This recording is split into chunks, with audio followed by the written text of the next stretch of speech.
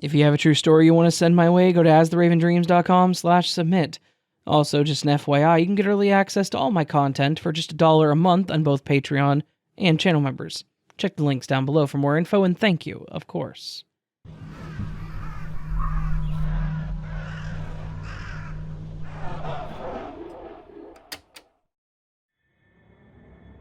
This all took place a few years back, when I finally moved out of my parents' place and got into my own apartment, sometime around 2013.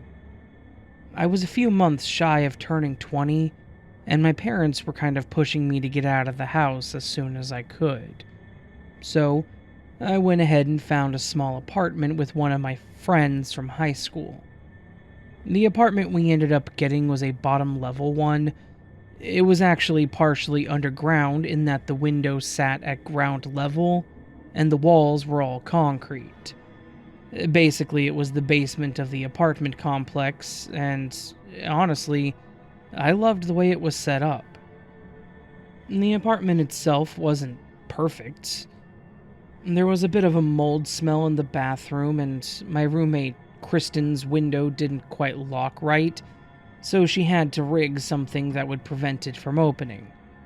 Maintenance told us they would take care of it as soon as they could, but that didn't happen, and we just learned to live with it. Rent was cheap, and the neighbors seemed okay, for the most part. The reason I say for the most part was because there were a couple of tenants that I genuinely was not a fan of. On the third floor, in the same corner as our apartment, there was a guy named Kevin who was pretty clearly a heavy user, and on that same floor was another guy named Trevor, and that just rubbed me the wrong way.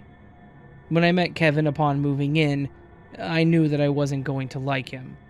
He was your generic user, tweaking, jumpy, talked a mile a minute, the whole 9 yards. Beyond that, he seemed okay, but I've had my personal experiences with these types, and I, unfortunately, cannot bring myself to trust them. Trevor was a bit of the opposite. He was quiet, well-reserved, but something about him was just off-putting. I'm not going to get further into my personal opinions beyond this. Just know that I wasn't a fan of these two. So, with that bit of background out of the way, I think I can move on to the actual situation that happened. A few weeks after we moved into the apartment, my roommate Kristen got involved with a guy that she was pretty much head over heels with. When they started getting serious, which was probably about 2 weeks into the whole thing, she started spending the weekends over at his place. She would leave on Friday night and come home on Monday after she got off work. Basically, she was living at both places part-time. I thought it was a bit of a silly setup, but I appreciated her not just bailing on me and leaving me to pay the rent by myself. This was her ritual, without fail. I would get home on Friday evening and would have the place to myself until Monday night. Honestly, it was kind of nice. I loved having her around, but having a few days to do whatever I wanted without being bothered was pretty much the best way to live with a roommate. That is, until I realized what was happening the whole time. So, like I said, from about the 2nd month of our lease to the 8th month, so about half a year, things were going smoothly, and I didn't think there was anything wrong. Then, one Sunday night, my illusion of safety was completely shattered. On that night, at around 10ish, I decided to head to bed as I did, so I could get up and get some stuff done before I went to work. I think I fell asleep pretty quick, probably around 10:30. About half an hour after I had fallen asleep, I'm jolted awake by something. I'm a pretty heavy sleeper, so while I knew that something had woken me up, I had no idea what it was. At first, I thought it was just maybe a bad dream or something on the outside. until I started hearing people shouting just outside my room. My half-awake mind was desperately trying to process why there were people shouting outside my door, who the hell else was in my apartment, and whether or not I should exit my room. That all changed when I heard Kristen shout my name. I quickly jumped up and ran over to open my door. There, in the hallway, I see Kristen looking horrified and waving me on. We both walk out into the living room and things just get even more confusing. In front of me is Kristen's boyfriend, and under him, being held tight to the ground, was Trevor. Again, I was half awake, so I just stood there and asked what the absolute hell was going on. Her boyfriend tells me that we can talk about it when the cops get there. All the while, Trevor is screaming that he didn't do anything and that we needed to let him go. I just remember her boyfriend was seriously digging his knee into the guy's back and keeping him pinned, and he was screeching about it until the cops showed up. I, unfortunately, learned about what exactly went down from the two of them explaining it to the police. They were planning on staying at his place, like always, and they were up watching TV when the power went out to his duplex. They had apparently called the emergency line for the electric company, and they said it would be back on in the morning, but that they couldn't do anything until then. So, the two of them decided to come back to our apartment to finish their movie and spend the night. When they got there, Kristen went to unlock the door when she noticed that it wasn't locked. This immediately made her suspicious, as I am super anal about the door being locked. Her boyfriend then took the lead and opened the door, and there in the apartment was Trevor. And they said he was in the living room on the couch with his pants down. I'm not getting into any further detail. When he saw them walk into the apartment, he jumped up and tried to get away, but there was really only one exit, so he didn't get that far. The police asked me if I knew the guy. I told him that he was our neighbor from the 3rd floor. They then mentioned to me that he tried to tell them he was allowed to be in the apartment because he had a key, which shook me even further. They did show us that he had a key to our front door, and then asked us if he was on our lease, or if we had given them the key. We told them no, because we hadn't. He had literally never been inside our apartment. Or so I thought. The part of this that just drags the situation into the horrifying, and this actually was not his first time in the apartment. In fact, he'd been there several times without us even knowing. It had actually become part of his routine. Apparently, Trevor had become aware of Kristen's boyfriend, and that she wasn't home on the weekends. He was also, somehow, aware that her window didn't lock, and that her bed was right under the window, meaning he could easily open it and get in and out this way.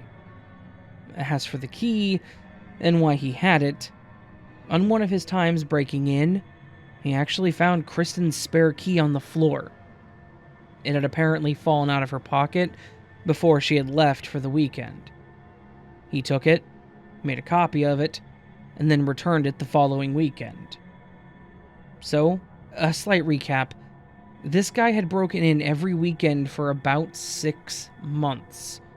He started by going through the window that didn't lock, and then moved on to literally just walking in and out the front door when I went to bed. Why, you may ask, did he do this? Because it was a sexual thrill for him to be in there with me in the other room asleep. He had some sick perversion that made this something that got him going, breaking into our place and me not knowing he was there. Now, honestly, this is a terrifying notion. Like I said, I'm a very heavy sleeper. I never knew he was there at all. He could have done a number of things, and I couldn't have done a damn thing about it. Thankfully, he never did do anything to me physically, but we found out that the office worked with the police, and they let him into his apartment. When they did, they found plenty of pictures of me asleep in my room. He'd been photographing me sleeping for a while, each photo dated for when he took it. God knows why he kept those, but I personally don't want to know. So, that's my story of my stalker, that I didn't even know I had for 6 months. Maintenance did finally come and fix the lock on Kristen's window, woohoo, but we found a new place when our lease expired that following August. We decided that we didn't really want to stick around there, and the 3 of us actually found a decent place to live. I lived with them for about 2 more years, and then found a place of my own. So, really, things did work out. I'm just glad that I never had to see Trevor again after that, and hope that I never do. Creep.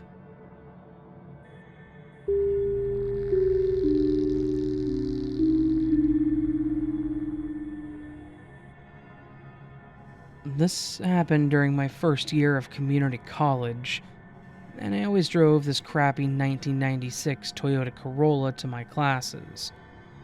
And this car was barely holding it together, and I had to replace some part that broke at least once a month. At 60 miles per hour, the whole car would start to vibrate. But I lived about 10 minutes away from campus and my job, so it got me where I needed to go. One day I got back from one of my classes, and I noticed that someone had broken into my car and misplaced all of my possessions. My registration card, homework, tire gauge, and various other objects had been thrown under my seat or stuffed in weird places. My rearview mirror had even been turned completely vertically. Nothing had been stolen, which I thought was really weird, but also glad, because I thought whoever did this was just doing it for a laugh and trying to mess with me. I started parking on the complete opposite side of campus, but it happened again with the same situation. Everything in my car was just thrown about and nothing was stolen. The final time this happened, I was returning to my car from class and saw streamers and confetti all across my windshield. There was a piece of purple construction paper placed inside my windshield wiper that said in all caps, "We are always watching you," winky face included. Now, this was starting to really freak me out. At first, I thought this might be one of my friends playing a prank on me, so I asked all of them over the next few days if they'd been breaking into my car and messing around with my stuff. However, none of them knew what I was talking about. I know how my friends are too, and I know if I had asked them about this, and they were indeed the culprit, they would have broken out in laughter saying, "Dude, we so totally got you." None of them knew what I was talking about though. I told them that if this really was one of them, they needed to let me know, because if this was a stranger, I was going to have to get campus security involved. I never felt the need to get them involved any sooner because none of my possessions had been stolen, and this felt more like a practical joke. Things started to get really weird with the confetti streamers and note though. Like, what? A few weeks had passed, and the pranks had stopped, much to my relief. I thought that this probably had to be some strangers pulling a prank, until one night I was leaving campus after getting out of my night class.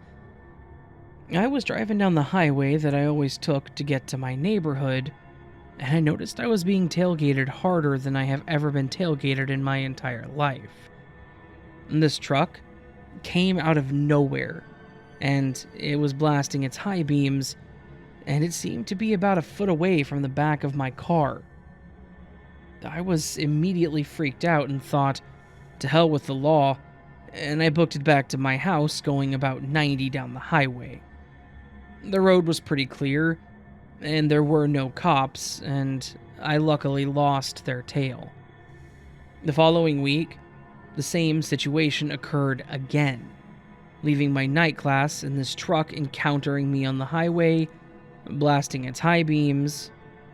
I was so sick of the pranks, the stalking, and just all this nonsense.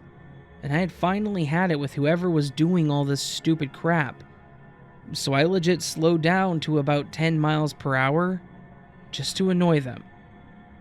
I didn't care that all the other cars in the road were honking and giving me the finger for going so damn slow on a highway with a speed limit of 65. I really just wanted to give whoever the hell this was a taste of their own medicine. No joke, they followed going 10 miles per hour for what felt like 10 minutes. I couldn't understand what the hell these people were getting out of this situation, but after 10 minutes, they swerved into the lane next to us and sped off into the distance, having finally gotten sick of my own little prank. After this, the car was never messed with again, and I believe I may have encountered them only one more time on the same highway. I began to drop below 30 miles per hour, and they immediately swerved into the other lane just like they had last time. Then, finally, all situations of stalking and pranks had finally stopped. I eventually moved out of my old town so I could attend the university I was transferring to. I even traded in my old Corolla for a Honda Civic, in much better condition, with a different license plate. To this day, I don't know who these people were or what they wanted from me. It all could have been harmless, but the fact that I was being followed on my way home from campus made it feel like these people wanted something more from me. If I had let them follow me to my home, I have no idea what would have happened. In retrospect, I know I should have gone to campus security or the police about the situation. But after the stalking stopped and I moved away, I forgot about it for a while. Maybe it all really was just harmless pranking, but there is no way for me to be completely certain, making this an extremely creepy experience for me.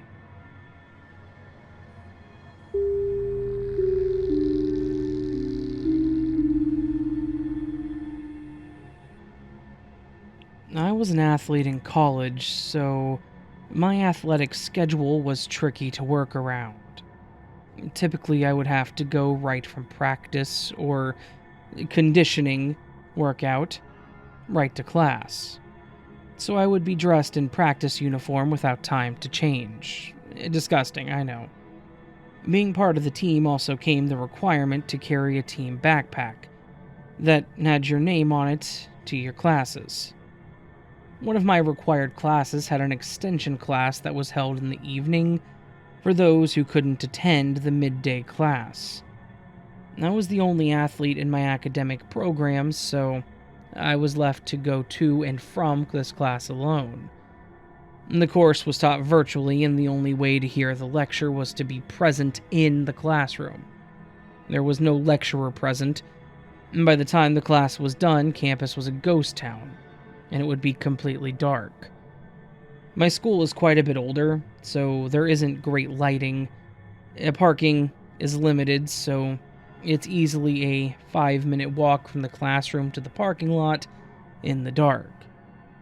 There were 3 people total in the course.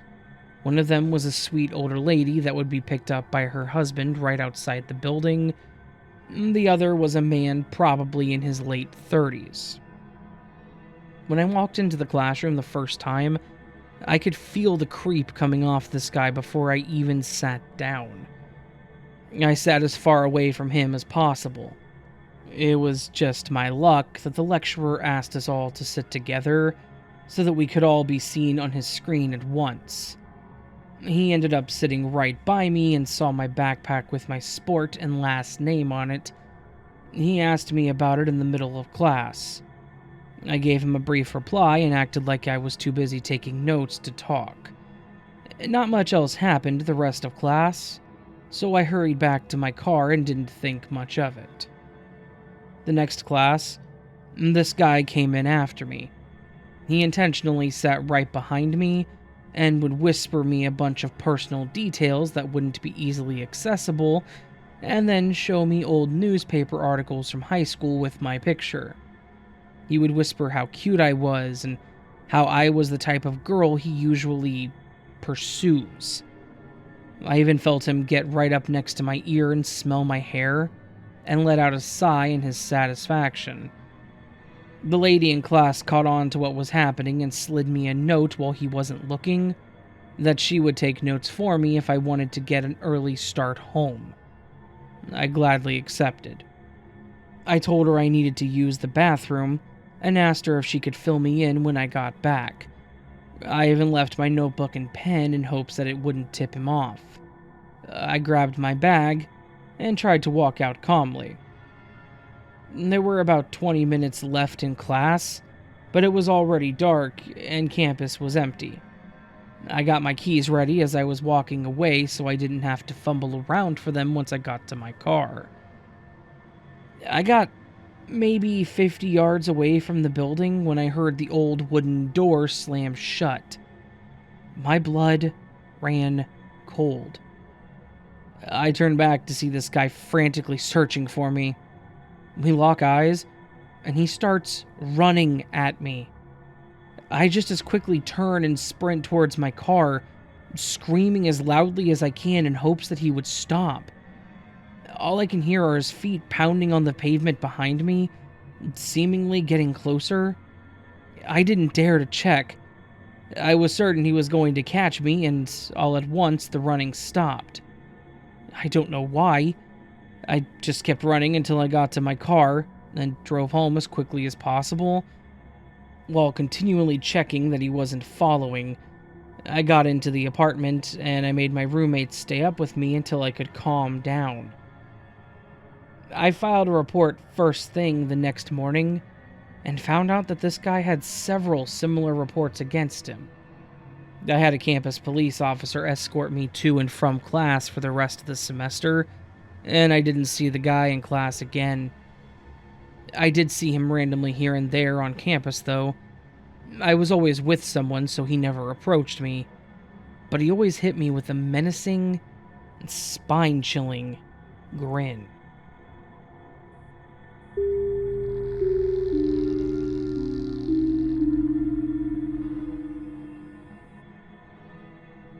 When I was a kid, I went to a sport event that I took in the morning, 20 minutes from where I lived, every Saturday for an hour. One Friday, my family and I are standing in a coffee place and my mom starts making conversation to the man behind us. She tells him about me, my general age range, my name, the year I was in school at the time, that sort of thing. We get our coffee and part ways. Next day, we're heading to my event, and we are a little early, so we stop by a small cafe for some breakfast, and my mom spots this guy getting a coffee in the same place, and makes direct eye contact with him. He completely blanks us, and that's not normal where I come from. In my country, we don't expect conversations when you don't actually know someone well, but it's pretty common to get a head nod or an awkward smile, acknowledging we interacted at some point. The guy ignored us, and it put my mom on edge. But small worlds and all that, the guy could have been busy, or forgotten all about the random conversation we had with this random lady. We finish up our breakfast and start walking towards the youth center that my event is hosted in. We're about 3/4 there when we see the same guy from the coffee place and the cafe again, across the street, looking in our direction. This time we take a turn for another route to the center, and the hair on the back of our necks starts to stand up. Twice in one day, after blinking us the first time, that was weird. We were nervous then. At this point, Mom tells me she's going into a cafe across from the youth center to see if the guy seemed to be casing my club. He walks by the outside of the building, about 15 minutes into my activity. How does that saying go? Once is an event, twice is a coincidence, 3 times is a pattern? My mom gets really freaked out. She picks me up from my event and we start casually hightailing it to the car, trying not to look obvious. We probably looked like we were doing something illegal with how stressed we were. Did the guy know our number plates? Is that how he found us? What were his intentions? Was he going after me, my mom, or both of us? Did he follow us home? Does he know our house? And many, many other questions were rattling through our heads. In the end, we didn't trust that we wouldn't be tailed back to our home, so Mom called my dad discreetly to follow us for the 20-minute journey back to the house. We never saw the guy again, but it was incredibly freaky. That night, I had one of the most realistic nightmares that I've ever experienced, and I don't get scared easily. I especially don't get nightmares. I've been that way pretty much my whole life, but this dream really took the cake. An unidentifiable man had a knife pressed in between my collarbone and my throat. I could feel the cold metal on my skin and the knuckles of his hand pressing into my clavicle. When I woke up, I had a dull pain where his gripping knuckles were placed on my body. I wonder now if that was just a stress nightmare or some sort of omen of how things could have gone. Our lives weren't in immediate danger, and it honestly is more scary to think about what could have happened, but it certainly isn't an experience I would want to repeat anytime soon. Thankfully, it hasn't happened again since.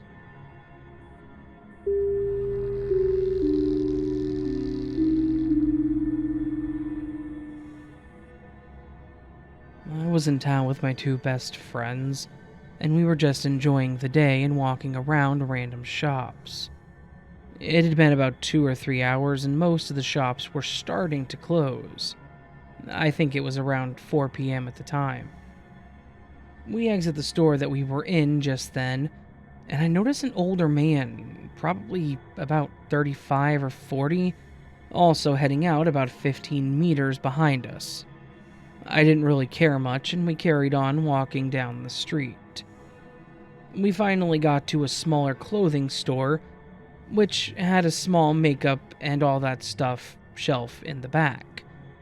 As we walk into the shop, I notice the man is still behind us, just kind of awkwardly hanging by.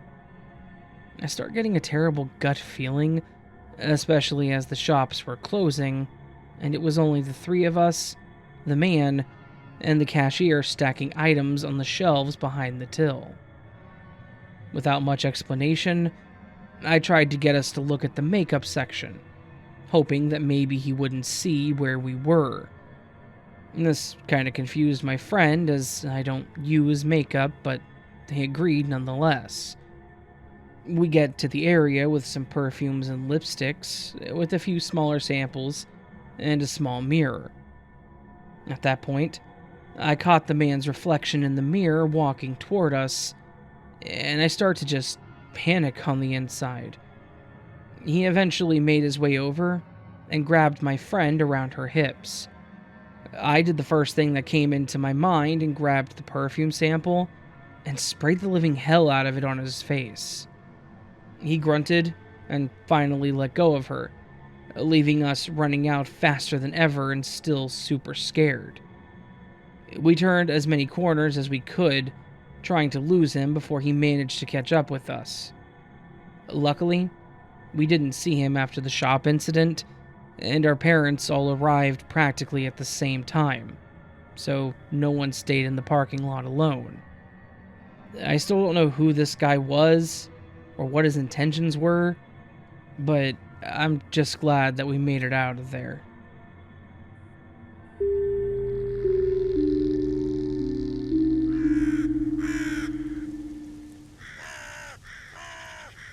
So that was a collection of terrifying stalker stories.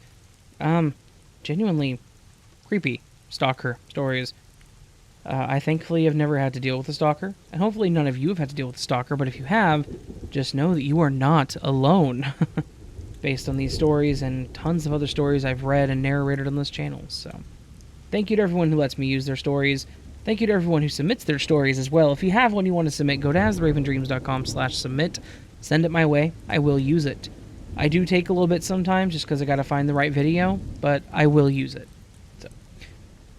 So long as it's more than just like a one-sentence story or like a couple, like a paragraph or two. Try to make it a couple hundred words at least, because it's hard to use just 100-word stories, but I'm not going to go there. Anyways, if you guys enjoyed the video, please do hit that thumbs up button and leave me a comment letting me know your thoughts. Your thoughts on my video, your thoughts on me in general, your thoughts on ravioli, because ravioli's good.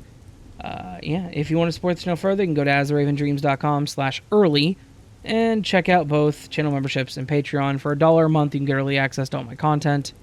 Good stuff. And yeah, I don't really have much else to say.